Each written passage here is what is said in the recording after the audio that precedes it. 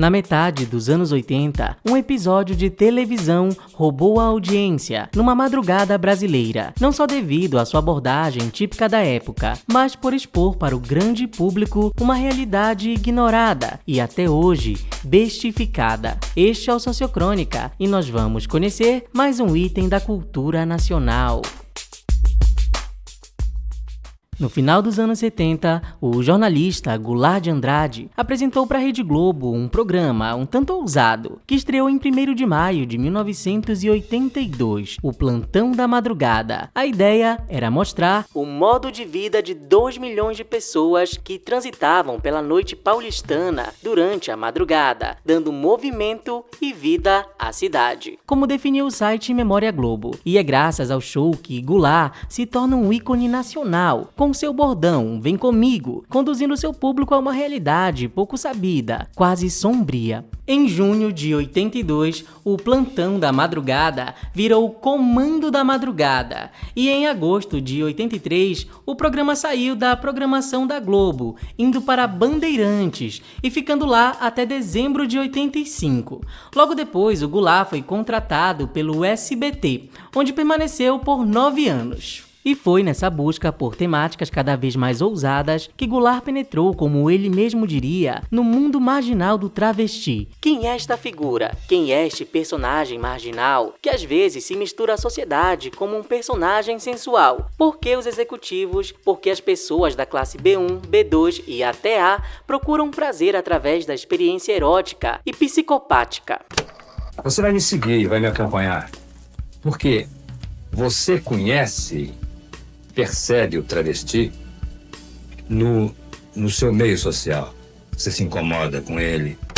Sim, apesar desta descrição nada suave, a verdade é que o primeiro contato do jornalista com as mulheres trans e travestis da época foi através de uma realidade bem mais aprazível, como as boates, os bailes, os concursos de beleza bem populares nesse período. Foi aí que ele conheceu uma figura então lendária, Andréa de Maio, ninguém menos que a travesti mais temida e poderosa desse cenário paulista, como bem contou Chico Felitti em seu livro Rainhas da Noite, as travestis que tinham São Paulo a seus pés, onde se vê a história de Andréa. Só que vale ressaltar, entre 64 e 85, o Brasil viveu a hoje banalizada ditadura militar, onde a imprensa e os meios de comunicação, incluindo aí a televisão, eram censurados de perto. Mas quando a ditadura se encerrou em maio de 85 e as coisas aos poucos se afrouxaram, Goulart de Andrade foi lá e no mesmo ano de 85 simplesmente fez um especial sobre a prostituição das travestis em São Paulo. Sim, em plena metade dos anos 80, bem logo após a ditadura e pouco antes da crise de AIDS explodir pelo mundo. Graças a seu contato com Andréa de Maio, Goulart foi pra rua com seus colegas e mostrou em primeira mão um grupo de travestis que logo de cara expõe a hipocrisia da sociedade, ao afirmar que muitos de seus clientes são caras casados, pais de família, com dinheiro, que na hora do vamos ver, pedem pra colocar a calcinha da travesti e que elas, aspas, façam o papel do homem.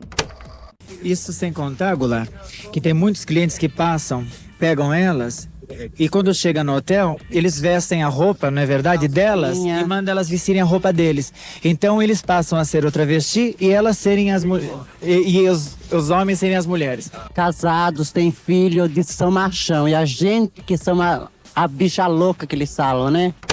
Claro, algumas matérias de Goulart apelavam para certo sensacionalismo pela audiência. Só que aqui, por incrível que pareça, no começo da reportagem, existe uma abordagem simpática sobre as travestis, e a matéria em nenhum momento faz chacota delas. Não me venha com hipocrisia de querer rejeitar a hipótese de uma reportagem dessa natureza, porque você precisa conhecer até onde e quem é o travesti, e essa é a minha proposta, diz Goulart. Então, num momento, ele está na casa de Andréa, conversando amigavelmente, onde temos talvez pela primeira vez na televisão uma explicação sobre o pajubá, linguagem da comunidade LGBTQIA+. Porém, como explica Andréa, entre as travestis o pajubá era uma forma de se ajudarem, se alertando sobre clientes ou sobre a polícia que as perseguia. especial. Sim, nós temos uma linguagem própria. Já uma fala assim, Mona, quando que o é bem de acué, quer dizer, Mona, Mona, quando Ocó. que o é bem de acué. O que significa? Significa, pega o cliente que ele tem muito dinheiro. Viu? Então depois, o próprio Goulart vai ele mesmo para as ruas, ficar do lado das travestis, como se fosse uma delas, para ver de perto o desenrolar da prostituição. É só aí que a coisa vira meio que um programa policial, quando ele registra uma batida em que várias travestis são pegas. 80% dos travestis são marginais, alguns de altíssima periculosidade, afirma o jornalista em off. E sim, essa era a percepção quase universal da época. Uma percepção, vale ressaltar, construída e bem alimentada. Por exemplo, quando a Rainha Elizabeth II visitou o Brasil em 1968, ela passou por São Paulo e o infame delegado José Wilson Richetti coordenou uma ronda policial, cujo objetivo era, como ele mesmo declarou na época, aspas, limpar a cidade dos assaltantes, prostitutas, traficantes, homossexuais e desocupados. Além de colocar todos na mesma caixinha, é preciso dizer que por homossexuais o delegado se referia principalmente às travestis, já que antigamente havia bem menos distinção no senso comum entre gays, transformistas e travestis. E sim, essa era a maior preocupação da cidade de São Paulo diante da visita da rainha. Só que logo isso deu margem para uma verdadeira caça escancarada a travestis, alimentada, claro, pela ditadura, mas também pelo pânico comunista que rolava nesse período e que, segundo vários historiadores, usou LGBTs como bode expiatório. Não à toa, em 1º de abril de 1980, o Estado de São Paulo publicou uma matéria intitulada "A polícia já tem um plano conjunto contra travestis". Ou seja, o que o Goulart de Andrade fez em 85 foi meio que mostrar o outro lado dessa realidade. Tanto que no episódio, dentro das delegacias, ele revela o quanto as travestis eram humilhadas pela polícia. No fim, mesmo se passando de madrugada, esse programa bateu o primeiro lugar de audiência. Ficamos em primeiro lugar durante quase o programa todo, o que era raro, contou um produtor, a Chico Felice. E claro que os patrocinadores odiaram. A gente tinha o apoio de uma companhia elétrica, uma churrascaria chique e uma casa de câmbio, e os três chiaram, disse o produtor. Mas aquele recorde compensa, e Goulart decide fazer outro episódio com as travestis, que acabou se tornando mais emblemático e impactante. Porque ela aplicou silicone Do lado. testa, nos olhos. Isso. Hey sócios, uma pausa aqui rapidinho para você deixar seu like e para dizer que se você gosta do canal e deseja manter o Sociocrônica na ativa, a partir de R$5 você já pode nos ajudar através da nossa campanha de financiamento coletivo no Apoia-se. Confiram lá pelos links na descrição ou pelo QR Code na tela. Obrigado pela atenção, agora vamos lá.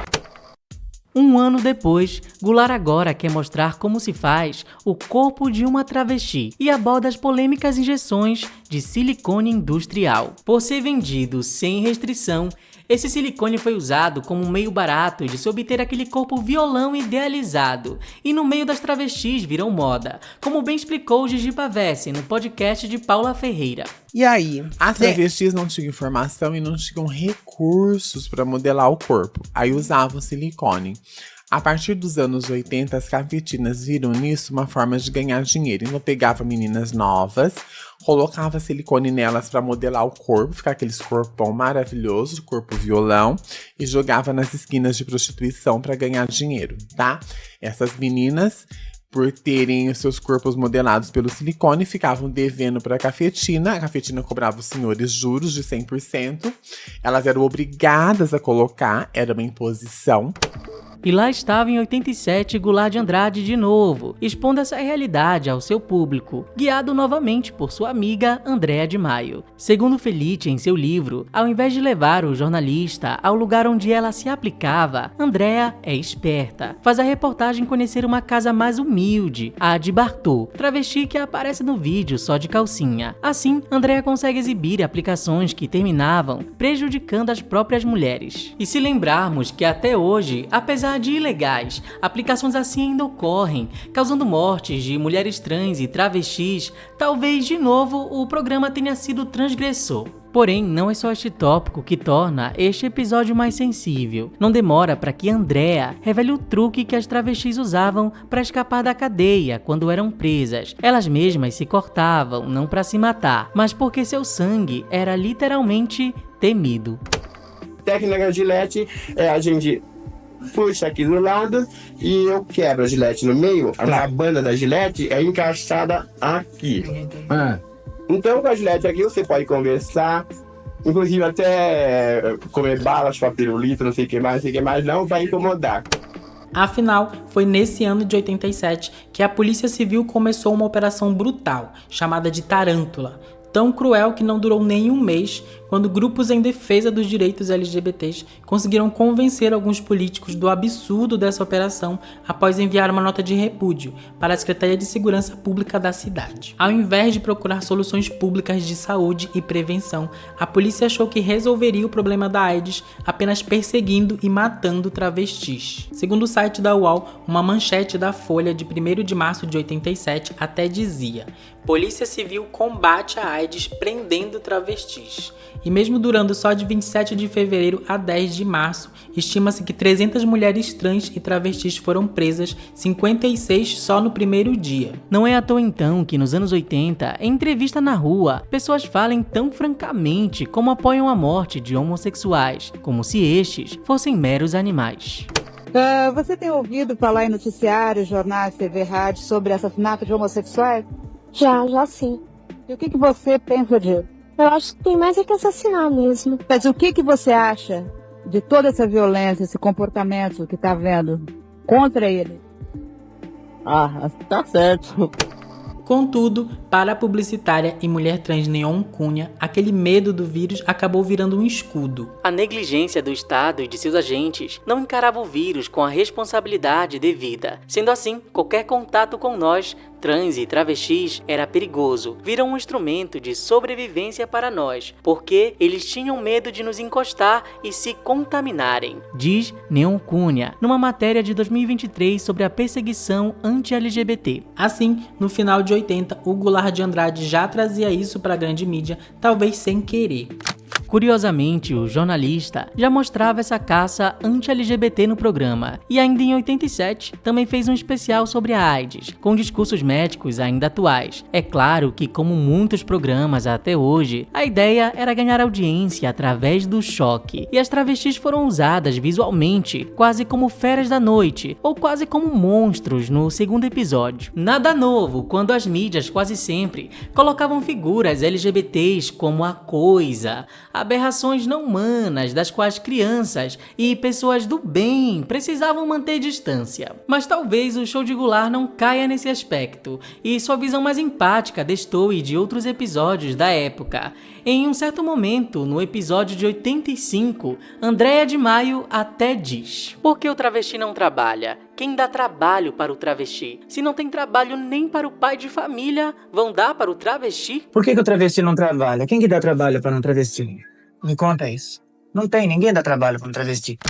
E se lembrarmos que pelo 14º ano consecutivo, o Brasil é o país que mais mata pessoas trans do mundo e é o que mais consome pornografia trans, não é difícil notar que ainda existem cicatrizes e dívidas nacionais para com essa população, passados quase 40 anos da improvável união Goulart de Andrade e Andrea de Maio.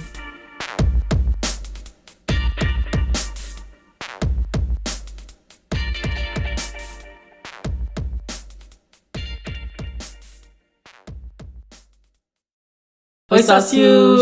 Obrigado se você chegou até aqui. Algumas curiosidades que, óbvio, não entraram no vídeo, mas o Goulart de Andrade, ele era filho de uma cantora do rádio e ele era afilhado de ninguém menos que a Carmen Miranda. Ele chega a falar isso numa entrevista, como ele conheceu ela e viu ela de perto. Então, fica aí esse lado artístico que ele tinha. Ele realmente tentou ser artista, mas ele realmente ficou famoso pelo jornalismo dele, pelas matérias dele que eram mais ousadas. Ele chegou a gravar uma cirurgia nele mesmo e também também expôs o parto de um neto dele. Então ele tinha meio que essa veia de gostar de cutucar a sociedade, de procurar esses temas mais ousados, principalmente nesse período, né? Então tem várias matérias dele aqui pelo YouTube. A gente vai deixar alguns links aqui na descrição, caso vocês queiram conferir. Inclusive até das matérias das travestis também que a gente encontrou. Tem tudo aqui pela internet mesmo. É isso aí, sócios. As fontes desse vídeo vão estar na descrição, caso você queira lá conferir. E vamos deixar aqui de indicação também o livro Rainhas da Noite, do Chico Felitti, que foi mencionado no começo desse vídeo. O link para comprar esse livro vai estar aqui na descrição. E se você comprar por esse link, você vai estar ajudando o canal. E caso também queira ajudar o canal de outra forma, temos o nosso Pix, temos o Apoia-se, temos o Seja Membro.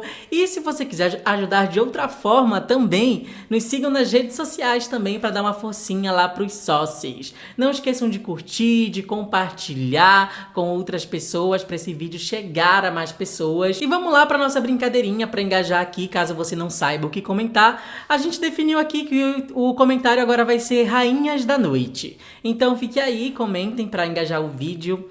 Muito obrigado, sócios, e até a próxima. Tchau!